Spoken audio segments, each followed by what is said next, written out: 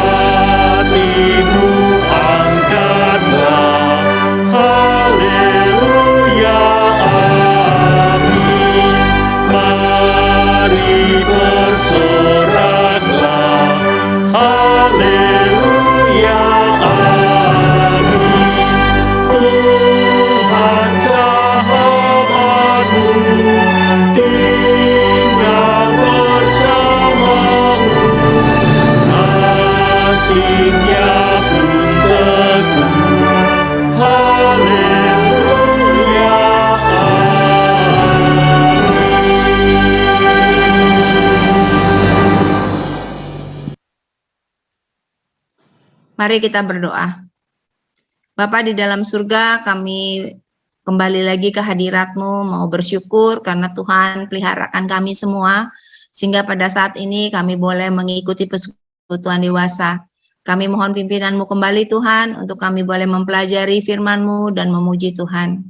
Kami mau menyerahkan persekutuan kami ini Tuhan ke dalam tangan pemeliharaan-Mu. Hanya di dalam nama Yesus kami berdoa dan mengucap syukur. Amin.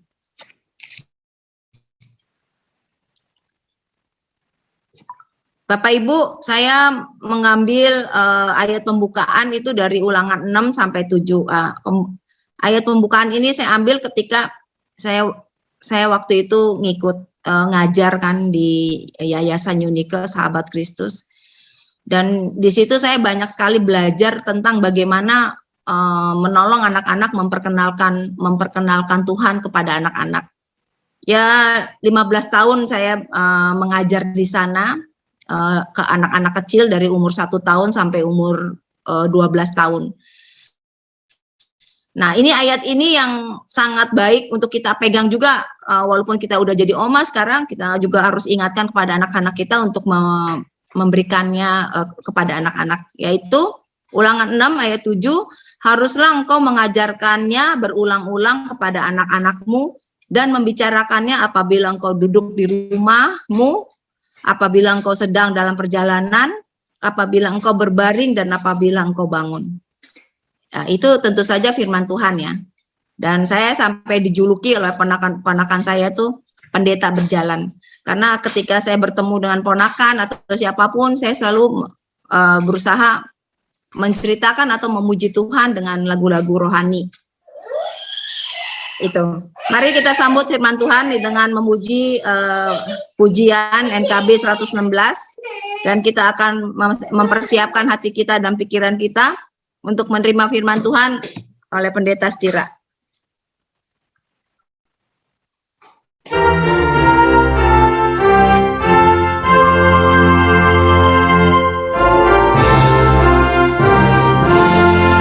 Siapa yang berpegang pada sabda Tuhan dan setia mematuhinya, hidupnya mulia dalam cahaya bakal bersekutu dengan Tuhannya.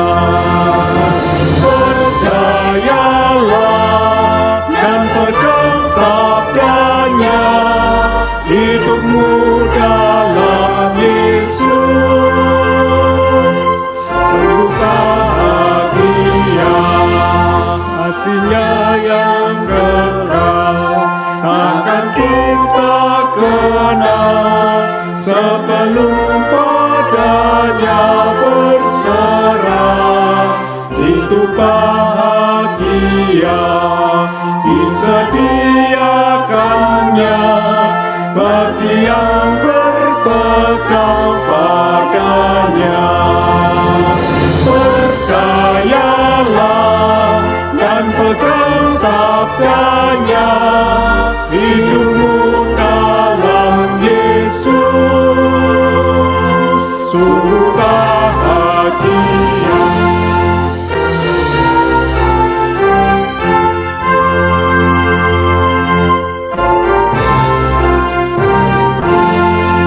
Oh, betapa senang hidup dalam terang beserta Tuhan di jalannya. Jika mau mendengar serta patuh benar dan tetap berpegang padanya. Percayalah dan pegang sabdanya, hidupmu dalam Yesus.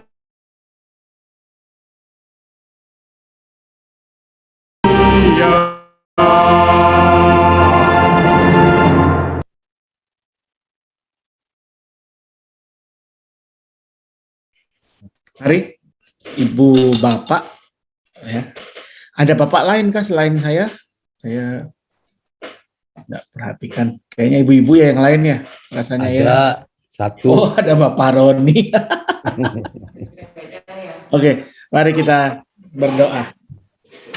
Sungguh firman-Mu adalah pegangan bagi kehidupan kami ya Tuhan, yang menuntun, membimbing kami setiap hari. Dan firman-Mu itu yang harus kami bagikan juga pada anak-anak kami, pada cucu-cucu kami.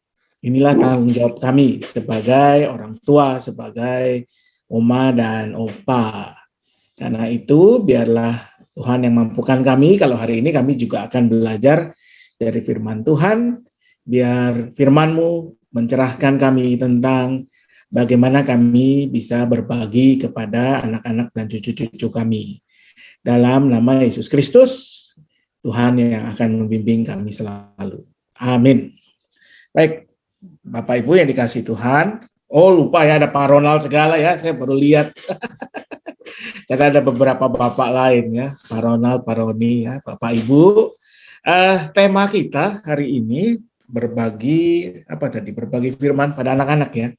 Saya tidak akan memakai teks yang diberikan ya dari tema itu, tapi nanti kita akan melihat beberapa bagian Alkitab ya yang lain, karena teks itu saya pernah khotbahkan kalau nggak salah masih belum terlampau lama ya, jadi kita lihat yang lain saja. Nah, saya akan mulai dengan satu istilah yang mungkin Bapak Ibu pernah dengar ya.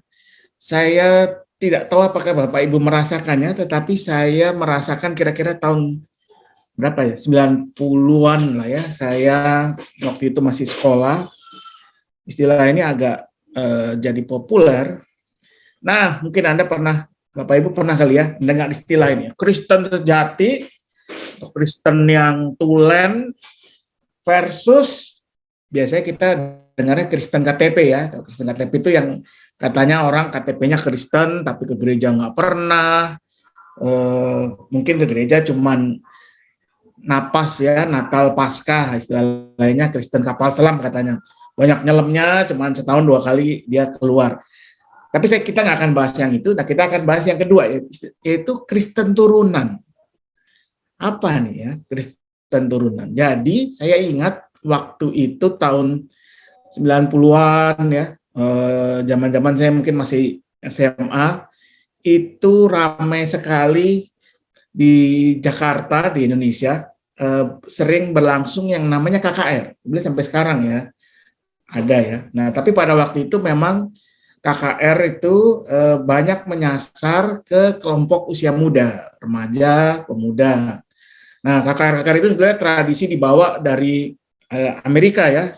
Ini misalnya seorang penginjil terkenal ya, namanya Billy Graham, meninggal kayaknya belum lama ya, beberapa tahun terakhir. Dia yang dulu punya semacam gerakan apa namanya, Campus Crusade. Nah, nanti di Indonesia gerakan itu jadi beberapa persekutuan mahasiswa ya, Perkantas dan saya lupa apa lagi ya, ada 1 atau 2 lagi lah. Nah, biasanya gerakan itu identik dengan acara-acara seperti ini nih ya, KKR, Kebaktian Kebangunan Rohani. Nanti ditanya, apakah saudara-saudara mau percaya kepada Tuhan Yesus? Siapa yang mau percaya, angkat tangan ya. Lalu nanti ada yang namanya altar call, ya, dipanggil maju, didoakan dan sebagainya. Nah, ini tentu baik-baik saja sih buat saya ya, bagus. Cuman pada waktu itu ada semacam apa sebutannya ya, efeknya, yaitu ada orang-orang yang kemudian mempertentangkan antara tadi Kristen yang sejati, atau istilah lain yang suka dipakai, saya baru ingat sekarang, itu adalah Kristen yang lahir baru ya, dengan Kristen turunan. Apa bedanya Bapak Ibu? Kalau Kristen lahir baru itu katanya mereka itu bisa mengingat kapan mereka percaya kepada Tuhan Yesus Kristus sebagai Tuhan dan Juru Selamat pribadi. Ya, jadi misalnya saya nih, saya itu percaya kepada Tuhan Yesus sebagai Tuhan dan Juru Selamat pribadi tanggal, misalkan tanggal 31 Februari tahun 1999 gitu. Ya. Jadi bisa diingat tuh waktunya, momennya ya, waktu itu saya sedang ikut KKR, atau waktu itu saya seperti mendapat mendengar berita firman Tuhan yang membuat saya percaya kepada Tuhan Yesus. Nah, itu semua itu yang biasanya tekankan ya. Kalau orang Kristen tidak punya pengalaman seperti itu, maka dia bukan Kristen yang beneran. Bukan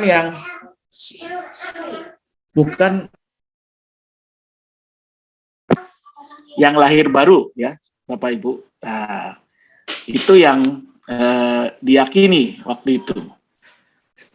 Nah, tapi kalau Anda belum yang lahir baru, maka Anda akan jadi atau cuman disebut sebagai Kristen turunan. Ya. Apa itu? Ya bahwa Anda itu jadi orang Kristen cuman gara-gara orang tua Anda Kristen, kakek Anda Kristen misalnya, ya. Di atas kakek itu apa ya? Buyut Anda Kristen gitu ya. Jadi Anda tidak punya pengalaman itu misalnya, ya.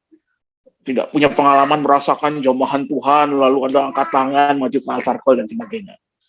Itu Anda cuman Kristen turunan. Nah, Bapak Ibu setuju nggak dengan pendapat seperti itu?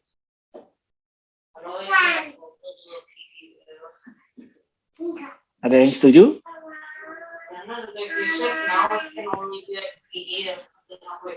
Kalau Bapak Ibu nih Kristen turunan apa bukan? Turunan. Turunan ya. Saya yakin sebagian besar dari kita Kristen turunan ya.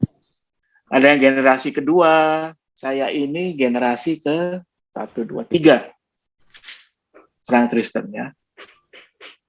Ya mungkin ada yang malah udah generasi keempat, kelima ya.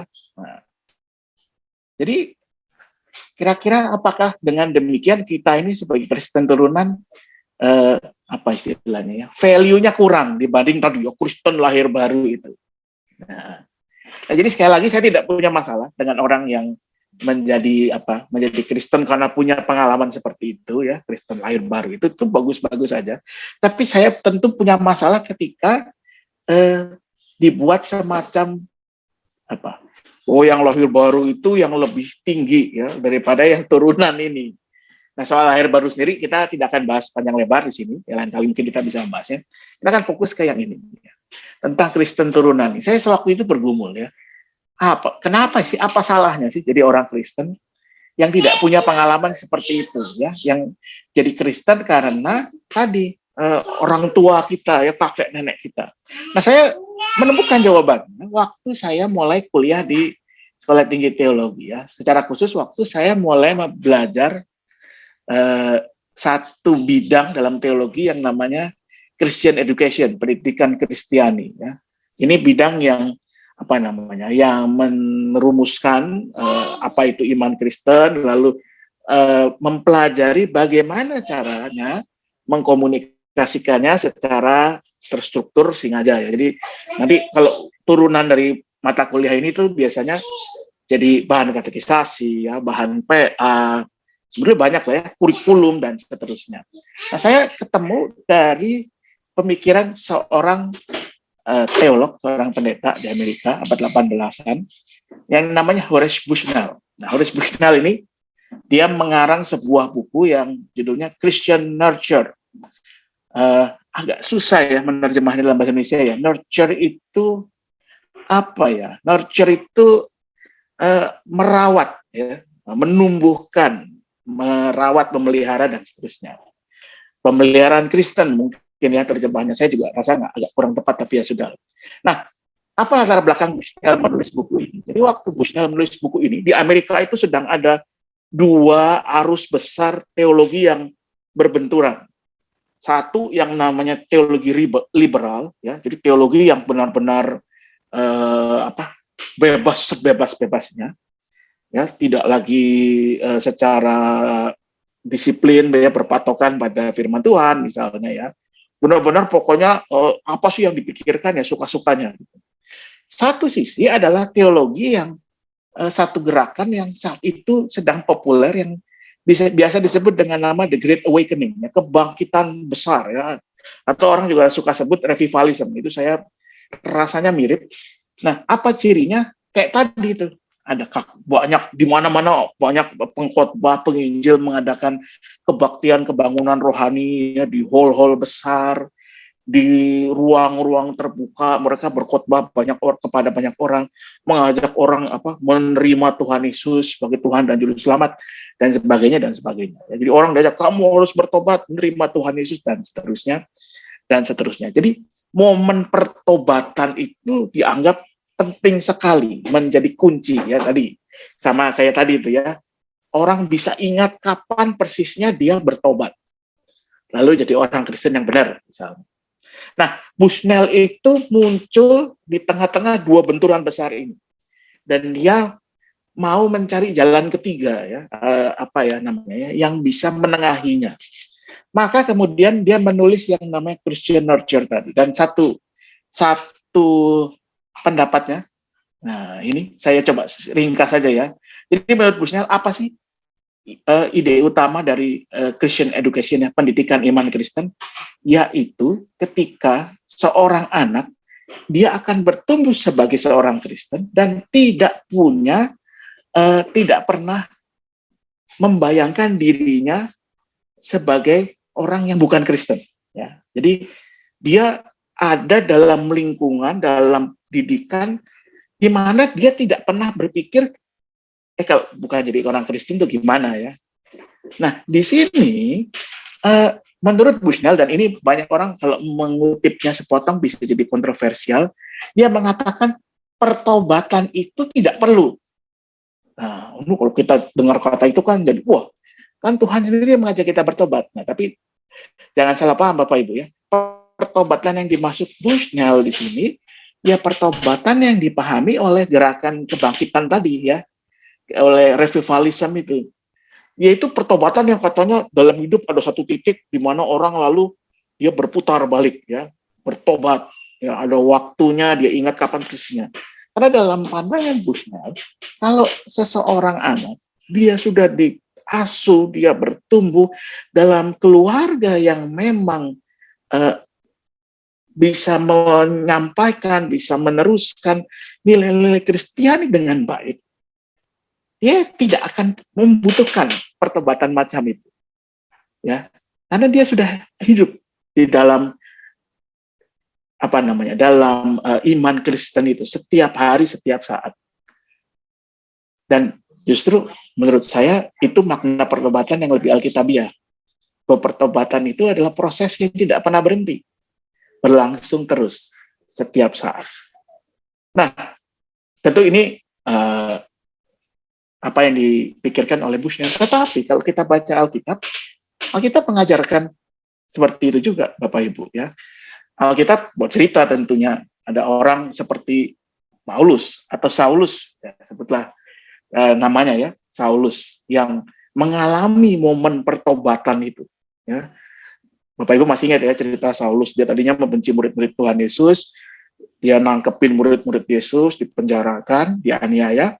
Satu waktu dalam perjalanan menuju Damsyik atau Damaskus sekarang, Saulus mengalami peristiwa iman ya, kalau dibaca di Kisah Rasul, dia berjumpa dengan Tuhan Yesus sendiri dalam penglihatannya, lalu dia jadi buta selama beberapa saat, beberapa hari, lalu setelah dia sembuh, dia menjadi pekabar Injil. Ada yang seperti ini. Tetapi ada juga yang seperti ini. Ini akan kita baca ya. Dari 2 Timotius 1 ayat 5. Ini surat dari Rasul Paulus kepada muridnya yang bernama Timotius. Ya, dia katakan begini, sebab aku teringat akan imanmu yang tulus ikhlas, yaitu iman yang pertama-tama hidup di dalam nenekmu Lois dan di dalam ibumu Eunike, dan yang aku yakin hidup juga di dalam dirimu. Nah, ini satu pengakuan dari Rasul Paulus bahwa Timotius ini tokoh yang nantinya akan jadi penting dalam sejarah gereja mula-mula. Timotius itu bukan orang yang dan Alkitab kayak nggak pernah bercerita jadi dia mengalami seperti yang dialami Paulus, penglihatan ketemu Tuhan Yesus ya, yang dia bisa sebutkan kapan. Tapi dia hidup dalam asuhan iman orang tua, bahkan neneknya. Ya. Lois neneknya, Eunike ibunya. Dan ini penting. Kenapa? Karena kalau kita lihat namanya Timotius ini, kenapa kok ini tokoh yang muncul di sini adalah nenek dan ibunya? Kemana bapaknya? Nah, banyak penafsir Alkitab itu menduga Timotius itu, nah dari namanya ketahuan dia bukan orang Yahudi, ya. Ayahnya itu seorang Yunani. Jadi yang lebih dulu percaya kepada Tuhan Yesus itu adalah nenek, ya, dan ibunya. Neneknya itu kemungkinan orang Yahudi, ya. Ibunya kita nggak tahu apakah campuran atau bukan. Tapi mereka lah yang menerima iman Kristen itu pertama-tama, lalu mewariskannya, menurunkannya kepada Timotius. Dan ini adalah satu pengakuan yang penting dari Rasul Paulus akan peran orang tua di sini, ibu dan nenek dari Timotius dalam pertumbuhan iman Timotius. Nah, kalau kita baca lagi lebih jauh dalam Alkitab, kita akan temui beberapa contoh yang menarik, ya, bukan cuma dari perjanjian baru, perjanjian lama, ya, dari tradisi agama Yahudi. Misalnya di Keluaran 12 ayat 24 sampai 27. Ini peristiwa yang terjadi sebelum Exodus, ya, sebelum bangsa Israel keluar dari Mesir. Saya akan bacakan, ya, buat kita semua. Kamu harus memegang ini sebagai ketetapan sampai selama-lamanya bagimu dan bagi anak-anakmu. Dan apabila kamu tiba di negeri yang akan diberikan Tuhan kepadamu, seperti yang difirmankannya, maka kamu harus pelihara ibadah ini. Dan apabila anak-anakmu bertanya kepadamu, apakah arti ibadahmu ini?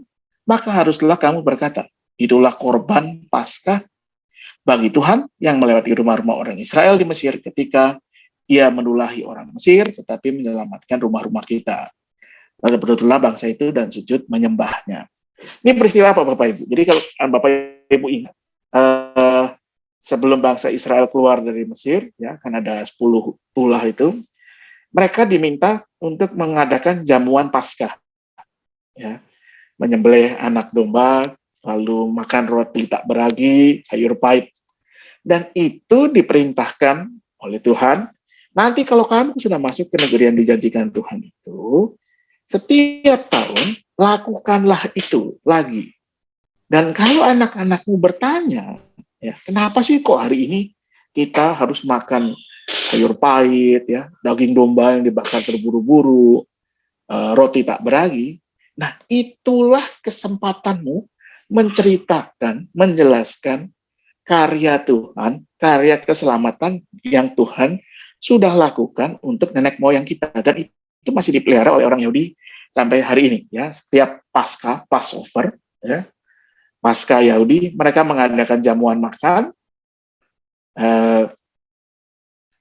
dan di dalam jamuan itu sang ayah, kepala keluarga, dia akan membacakan lagi, ya, cerita dari kitab suci itu, menjelaskan kepada anak-anaknya. Ya, makanannya masih udah beda dikit sih, ya. Ya, ini namanya seder, ya, seder Pasak, ya, itu menunya yang khas kalau di namanya Passover dinner itu, ya, makan malam di Paskah itu. Daging domba, roti tak beragi, sayur pahit, ya, saya agak kurang tahu kenapa sekarang ditambahin telur, atau mungkin ada maksudnya, ya. Jadi mereka memakai kesempatan makan malam sebagai sarana untuk mengajarkan iman, mengajarkan firman Tuhan, meneruskan iman.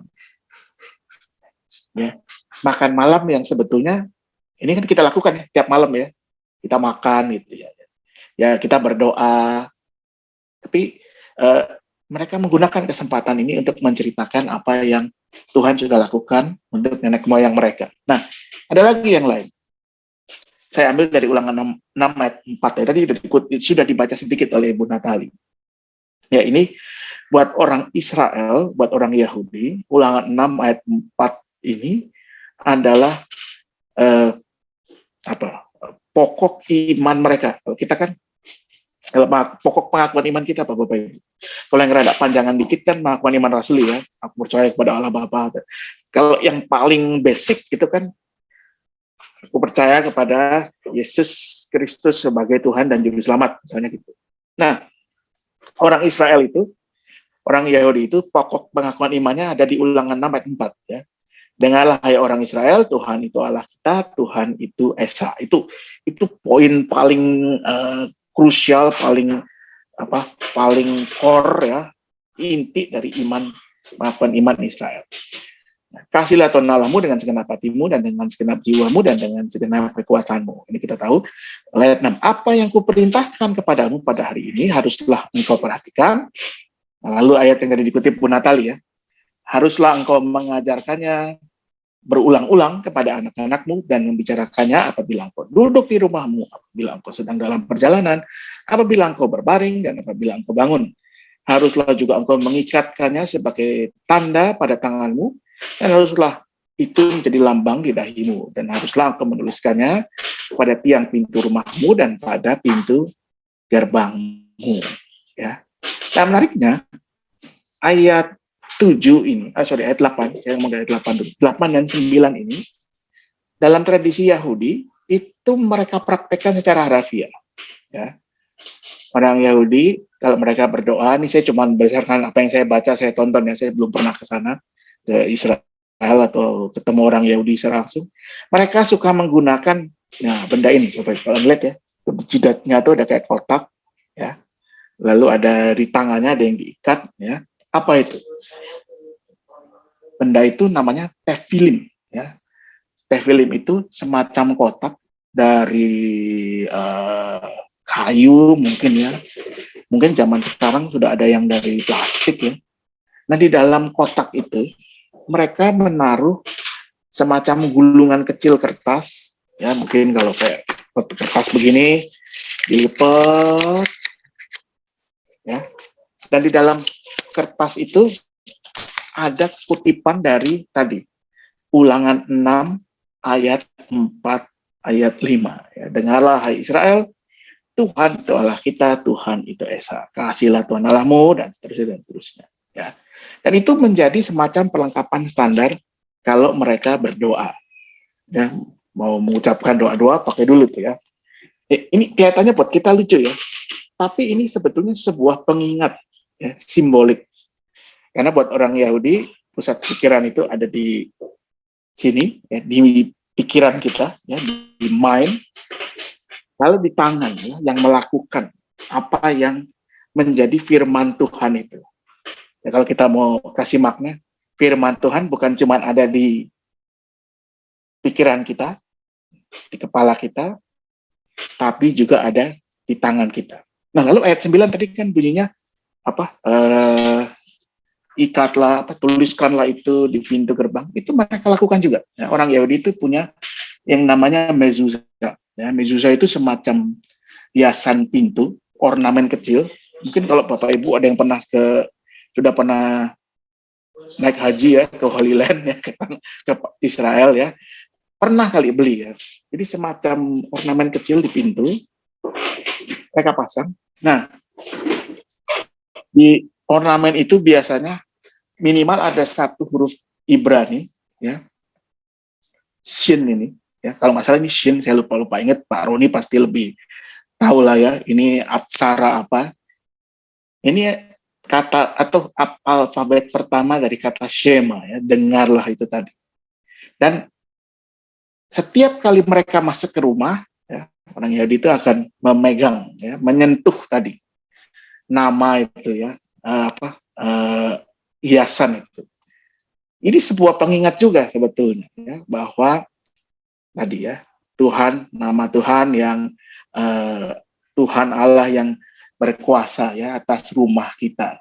Nah, apa yang mau kita pelajari di sini?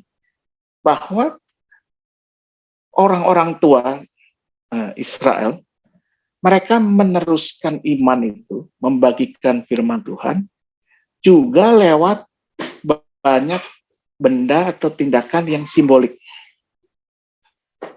Tadi ya, tefilim yang buat berdoa, mezuzah yang di pintu, makan Paskah, semua itu menjadi cara untuk kemudian menceritakan, mewariskan pengakuan iman mereka.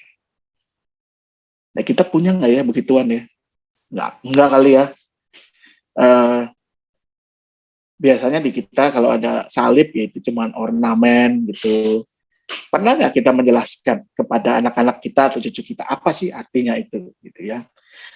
Menurut saya ini juga salah satu apa namanya ya?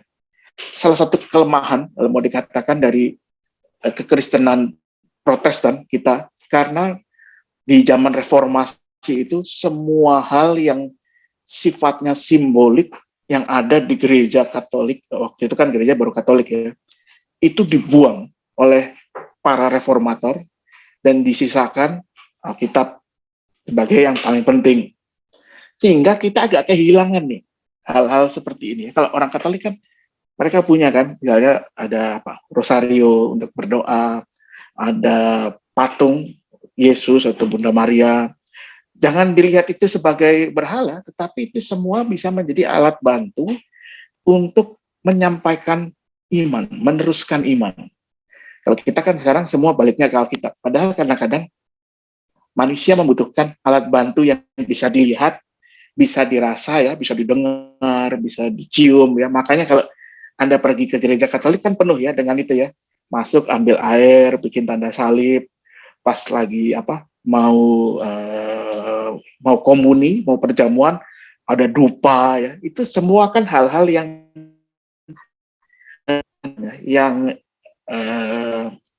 berkaitan dengan indera kita ya, semua dipakai. Nah, sebetulnya di dalam kehidupan kita banyak hal yang bisa kita pakai untuk meneruskan iman kepada anak-anak atau cucu kita. Tadi ya, menjelaskan kenapa sih kita punya salib di rumah misalnya. Kenapa kita membaca Alkitab dan seterusnya. Bahkan momen seperti makan malam bersama bisa dipakai untuk melakukan hal tersebut. Nah, itu satu, menggunakan bagaimana kita bisa meneruskan menyampaikan firman Tuhan kepada anak-anak lewat berbagai hal yang tadi simbolik ya. Lilin nanti kalau mau Advent Bapak Ibu seperti tahun lalu gereja akan kirim lagi lilin buat tiap keluarga. Kita bisa ya kalau mau kebaktian online nyalakan lilin. Kenapa sih mesti nyalain lilin? Nah, kita bisa menjelaskan kepada anak-anak kita. Ini menandai kita memasuki minggu Advent di mana kita bersiap menyambut Natal. Apa itu Natal? Lalu kita ceritakan. Sama seperti orang-orang Yahudi yang menceritakan makna dari jamuan makan Paskah. Itu yang pertama. Tapi yang kedua, yang paling penting, saya balik lagi ke tadi, ayat 7 ya. Haruslah engkau mengajarkannya berulang-ulang kepada anak-anakmu dan membicarakannya apabila engkau duduk di rumahmu, apabila engkau sedang dalam perjalanan, apabila engkau berbaring, dan apabila engkau bangun. Ini apa maksudnya ya? Coba repot bener ya. Lagi tidur, mesti menceritakan ya, tentang iman percaya kepada Tuhan. Lagi di jalan, menceritakan. Jadi sebetulnya ini ungkapan ya, yang mau mengatakan bahwa setiap waktu, setiap saat, apapun yang kita kerjakan, itu menjadi cara kita menyampaikan iman kita kepada anak-anak kita. Kenapa? Karena anak-anak itu belajar paling mudah dari apa, Bapak Ibu? Waktu kalau Bapak Ibu punya anak, cucu ya, mereka itu belajar paling mudah dari mana? Dari baca buku, dari diceramahin, ya, dikhotbahin. Enggak. Tingkah laku kita. Dari apa yang mereka lihat, ya. Dari apa yang mereka dengar kita lakukan. Nah, saya ingat berapa tahun lalu ya, mungkin 9 tahunan lalu lah ya, waktu itu anak saya yang pertama, Sergio itu masih kecil, ya. Mungkin segede Sofi sekarang 3 tahunan ya, tidak bisa ngomong tapi belum lancar banget. Satu hari saya itu baru pulang dari luar kota ya, kayaknya saya naik kereta deh waktu itu, entah kemana. Lalu saya dijemput oleh istri saya, dijemput di stasiun, dia bawa si Gio ya. Lalu di mobil istri saya itu setengah bercanda gitu ya, ini kamu nih, kebetulan waktu itu saya lagi sering keluar kota ya, ikut sidang di sana di sinilah gitu. Lalu istri saya bilang, kamu nih sering pergi-pergi nih ya, aku jadi jablay ini ya. Bapak Ibu tahu ya jablay ya? Kalau nggak tahu tanya Bu Miranda lah ya. Bu Miranda pasti tahu itu jablay ya. Jablay itu istilah ini ya, jarang dibelai ya. Artinya kalau suami istri lama nggak ketemu gitu ya. Nah kami tuh lupa ada si Gio di situ. Si Gio langsung dia nunjuk namanya, hehehe, Mama Jablay katanya gitu ya. Waduh, gawat ini. Kalau jangan sampai nanti kalau lagi di gereja dia tiba-tiba nunjuk mama gitu ya, Mama Jablay, ya. Mati gue gitu. Jadi dia niru dan anak-anak itu peniru yang hebat.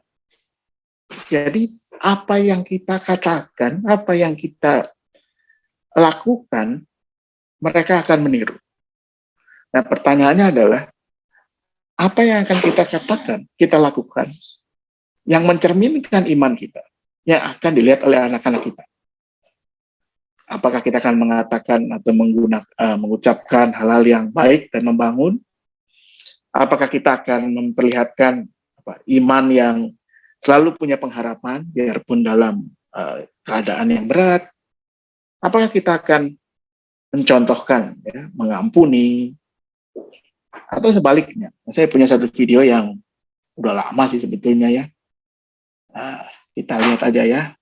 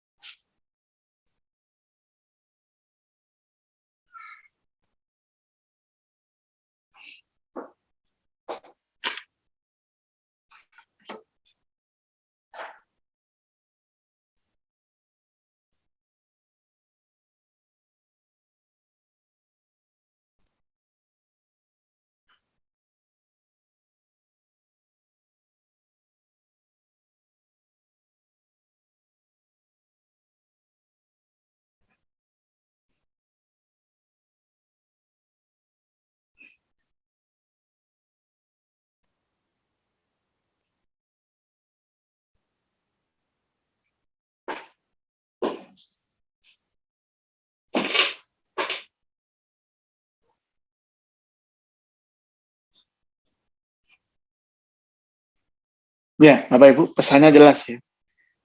Children see, children do. Apa yang mereka lihat, itu yang akan mereka lakukan. Dan pertanyaannya, apa yang akan mereka lihat dari kita sehubungan dengan iman kita kepada Tuhan Yesus Kristus? Maka itu yang akan mereka lakukan. Maka biarlah kita mohon kepada Tuhan kekuatan supaya kita semua, ya, kita yang orang tua, kita yang oma, opa, supaya kita bisa mengajarkan, menyampaikan, meneruskan iman kita kepada anak cucu kita, terutama lewat apa yang kita lakukan. Tuhan memberkati kita semua. Amin.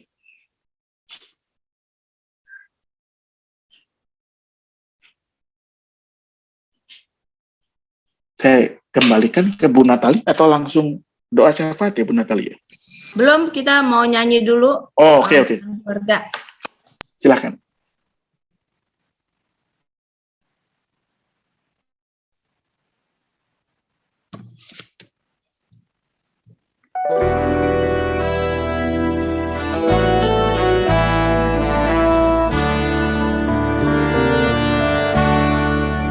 Kita semua adalah keluarga, tinggal bersama di dalam rumah Tuhan, karena kasih dan pelukannya hidup selalu berbahagia.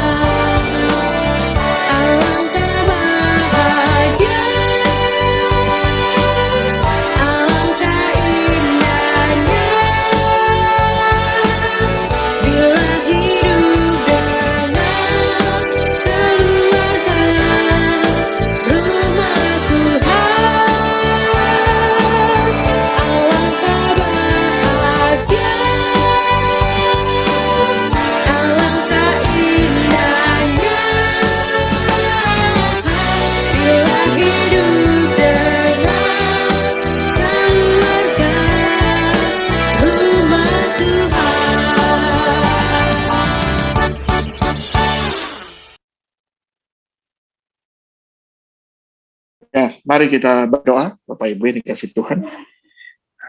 Ya Tuhan, kami bersyukur pada kami, Tuhan berikan hikmat kami sebagai orang tua, kami sebagai oma opa, agar kami boleh meneruskan iman kepada Tuhan Yesus Kristus, kepada anak dan cucu kami. Beri kepada kami kekuatan, kemampuan untuk mampu mengkomunikasikan iman tersebut, baik lewat ibadah, lewat simbol-simbol iman yang ada pada kami, yang boleh kami ceritakan, kami bagikan kepada mereka, tapi terutama lewat apa yang kami katakan, yang kami lakukan, lewat perbuatan hidup kami yang menyatakan bahwa kami sungguh adalah murid-murid Tuhan Yesus Kristus. Beri kekuatan kepada kami, agar kami yang lemah, yang terbatas ini, Tuhan sempurnakan untuk menyampaikan iman kepada anak dan cucu-cucu kami. Kami mau berdoa ya Tuhan bagi kehidupan bersama kami, bangsa dan negara, di tengah pandemi yang masih kami jalani. Sekalipun keadaan telah membaik, jangan biarkan kami kehilangan kewaspadaan, agar kami boleh terus mematuhi protokol-protokol kesehatan yang ada. Kami mau berdoa untuk gerejamu, untuk jemaat kami, GKI Gading Indah, khususnya bagi kegiatan bulan keluarga yang masih ada di sisa bulan Oktober ini, perwil gabungan, lalu kebaktian tanggal 31 Oktober, boleh Tuhan pakai untuk menyatakan kepada kami bagaimana kami harus saling mengasihi di antara anggota keluarga. Saya berdoa untuk kami semua yang menjadi bagian dari persekutuan dewasa GKI Gading Indah. Saya berdoa khususnya bagi mereka yang sedang dalam berbagai kelemahan fisik, di rumah sakit, yang dirawat, yang dalam pemulihan. Secara khusus, kami berdoa untuk Ibu Lina Sucipto, untuk Ibu Angel yang sedang dirawat di rumah sakit, untuk Ibu Damayanti, untuk Bapak Edward, dan untuk Ibu Lianawati yang juga sedang dirawat di Panti Wedahana. Tuhan yang terus berikan pemulihan, kekuatan, khususnya juga Tuhan yang kuatkan keluarga yang mendampingi mereka. Dalam persekutuan kami juga mau bersyukur untuk mereka-mereka yang berulang tahun di alam minggu ini. Saya bersyukur untuk Ibu Meliana, untuk Ibu Leoni, untuk Pendeta Roni, Tuhan yang sudah tambahkan usia kepada mereka, dialah juga Tuhan yang boleh tetap berikan sukacita, kegembiraan bersama keluarga di tahun-tahun kehidupan yang Tuhan akan percayakan terus kepada mereka. Saya berdoa untuk setiap kami yang ada di ruang Zoom ini, Tuhan berkati kami dalam kehidupan keluarga, kami berikan kami kekuatan dalam setiap pekerjaan yang kami lakukan. Berikanlah hikmat-Mu ketika kami mau saling mengasihi satu sama lain. Biarlah dengan demikian kami memuliakan nama Tuhan selalu. Kami naikkan doa ini dalam satu nama, Yesus Kristus, Tuhan dan Juru Selamat kami yang hidup. Amin.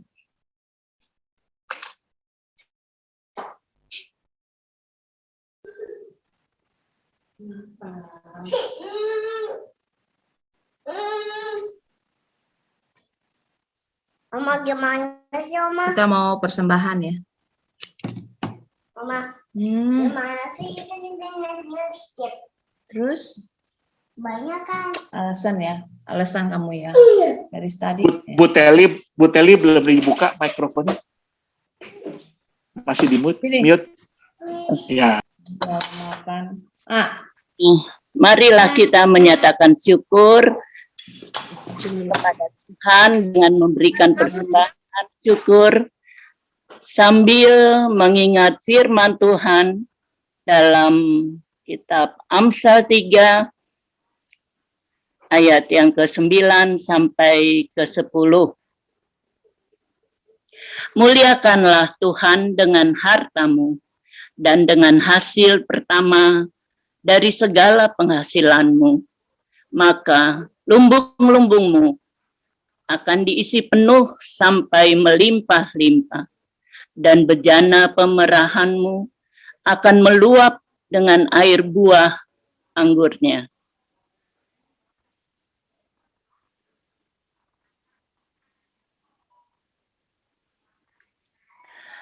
Persembahan dapat dilakukan dengan cara Satu, dikumpulkan dalam amplop tersendiri dan dibawa saat kita sudah dapat beribadah kembali di gedung gereja.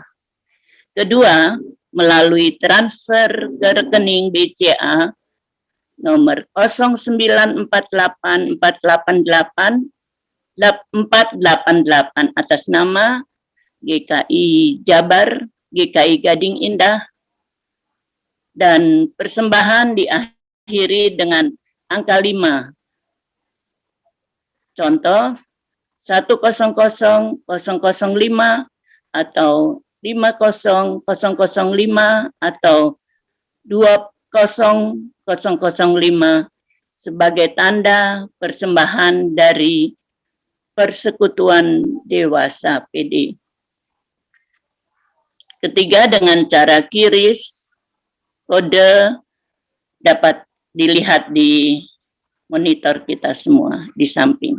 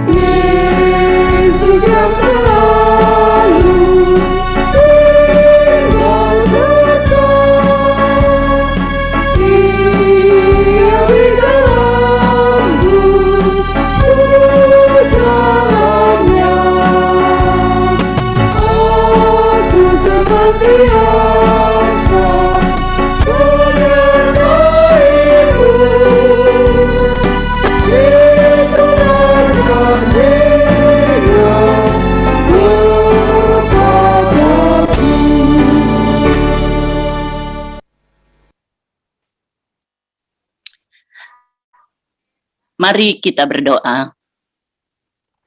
Ya Allah, Engkaulah sumber berkat kami. Sungguh kami bersyukur pada saat ini kami masih diberi kesempatan untuk memuji dan memuliakan nama-Mu. Terlebih boleh mendengarkan sebagian dari firman-Mu. Biarlah kami boleh belajar memberikan teladan yang baik bagi keluarga kami, terlebih bagi anak dan cucu-cucu kami. Terima kasih Tuhan. Saatnya juga kami akan memberikan persembahan yang semua itu berasal daripada Tuhan. Tuhan, berkatilah persembahan kami. Biarlah melalui persembahan ini nama Tuhan boleh dimuliakan. Berkati juga para majelis yang akan mengelolanya. biarlah kasih karunia Tuhan boleh melingkupi petugas yang akan mengelolanya. Terima kasih Tuhan, terima kasih. Inilah doa dan syukur kami yang kami naikkan hanya di dalam satu nama yang indah, Tuhan Yesus Kristus, Juru Selamat kami yang hidup. Amin.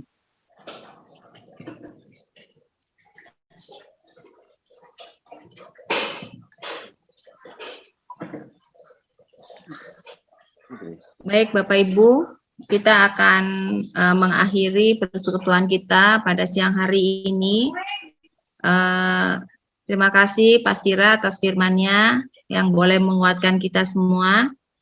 Nah, kita akan memuji Tuhan dari NKB 210 ayat pertama dan yang kedua.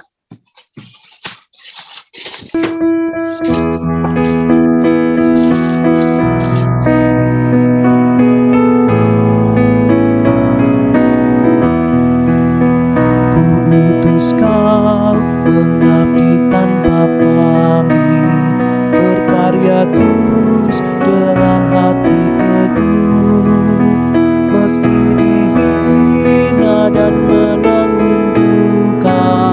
Kuutus kau mengabdi bagiku, kuutus kau membalut yang terluka, menolong jiwa syarat berkeluh, menanggung susah dan derita dunia.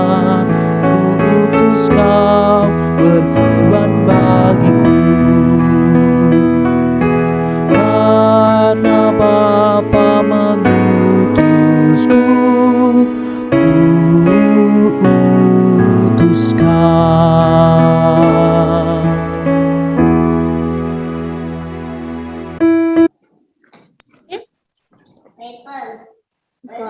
Nah, mari Bapak Ibu kita arahkan hati kita kepada Tuhan, kita berdoa. Ya Tuhan, kami bersyukur untuk segala berkat dan anugerah Tuhan. Biarlah kami boleh senantiasa menjadi teladan bagi anak dan cucu kami lewat keseharian yang kami lakukan, perkataan dan perbuatan kami. Kami percaya Tuhan akan mampukan setiap kami. Karena itu biarlah kami melanjutkan aktivitas kami hari ini hanya dengan bersandar pada berkat Tuhan. Biarlah kami mengarahkan hati kami kepada Tuhan dan menerima berkat Tuhan. Kasih karunia dari Allah Bapa, kasih Tuhan Yesus Kristus, dan persekutuan dalam Roh Kudus menyertai kami semua sekarang sampai selama-lamanya. Amin. Amin. Bapa terima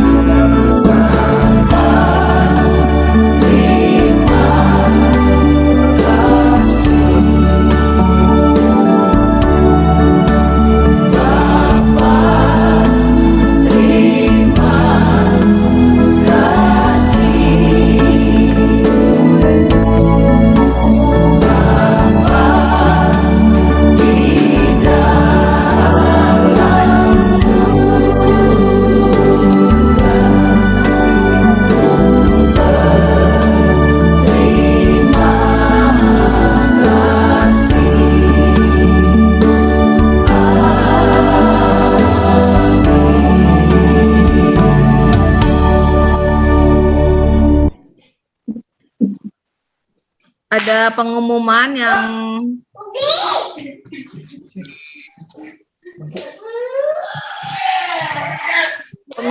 untuk kali ini yang mengenai perwil gabungan saya akan bacakan untuk kita semua, yaitu perwil gabungan ada 3 acara untuk diharapkan keikutsertaan kita semua mengikuti kegiatan ini.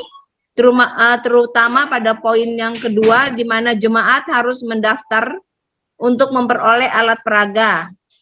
Poin ketiga, diharapkan sebelum acara dimulai, jemaat sudah memasak dan menata dan membuat foto. Kemudian dikirim melalui WA nomor 0815990191 kepada Ibu Anita K. Mari Bapak Ibu Saudara keluarga wilayah seluruh wilayah GKI Gading Indah untuk mengikuti acara perwil gabungan. Nanti ini perwil gabungannya akan ada di persekutuan dewasa ya, di grup persekutuan dewasa. Nanti Bapak Ibu bisa menjawab, bisa membacanya. Ada titipan Bu Natali dari Ya. panitia yang Ya. itu apa namanya tuh Together with Me ya, lomba apa memasak dan mie ya. Iya, itu yang difoto itu kan Pak. Ya. Itu yang difoto Ayo, itu. ibu-ibu, bapak-bapak ikut, katanya titipan. Hadiahnya berguna loh, voucher segari. Nah. Jadi saya dikasih titipan nih, barusan suruh promosi ya. Segari Masak itu apa mie, sih Bu. itu ya?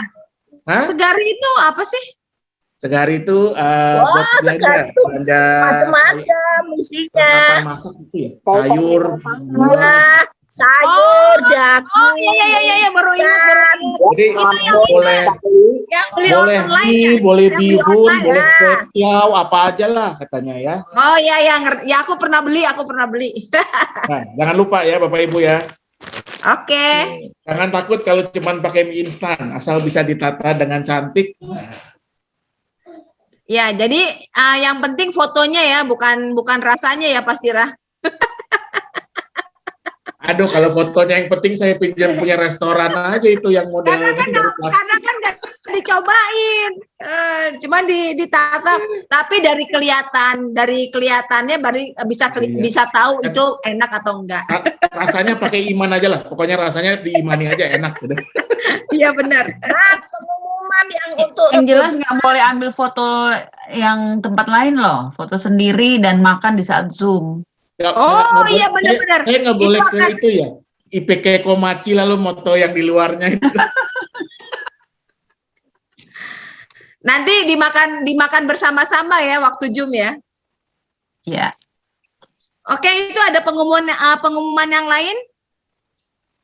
Pengumuman tadi mestinya. Pengumuman ini untuk Rabu depan. Ya. Itu siapa yang bacain? Natali. Oh, aku ya. Ada di mana ya? Udah borong aja Bu, udah di layar itu. ini Ada udah di di layar? layar. Mana? Nggak ada di layar.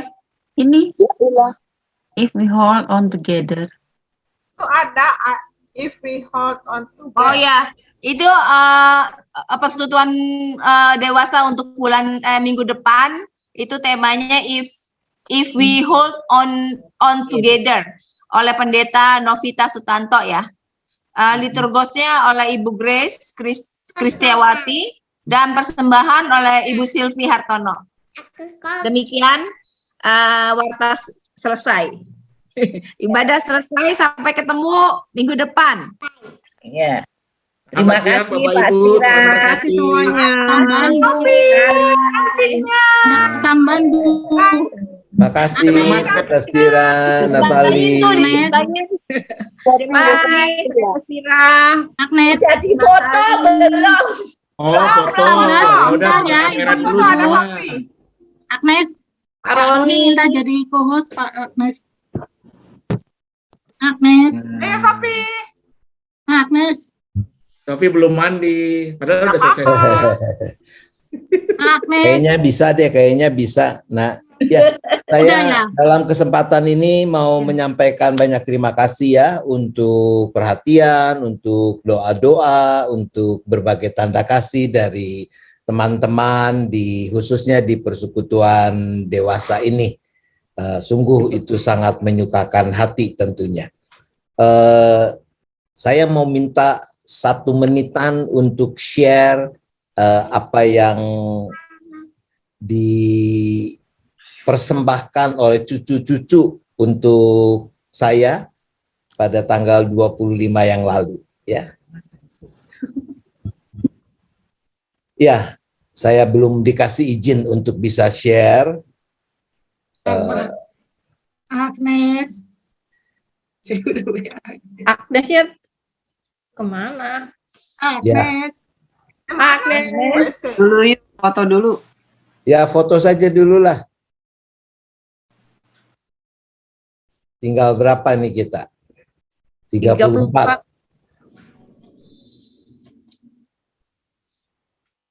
Agnes. Agnesnya Ayo open cam. Mana si Sopinya? Nggak ikut. Udah nggak apa-apa. Yuk open cam aja kita foto bareng. Siap ya. 1, 2. Kali lagi 1, 2. Oke, terima kasih. Terima kasih Pak Roni, Pendeta Roni. Kasih Pak Roni. Bisa share belum Pak Roni? Agnesnya lagi kemana nggak tahu Pak Roni. Ini kosnya nggak Nggak apa-apa itu di-share mana? Ya kok Agnesnya belum jadiin Pak Roni co-host, belum bisa. Ya udah nggak apa-apa. Nanti lain kali saja. Dan. Oke. Coba Pak Roni share bisa nggak? Iya, bisa.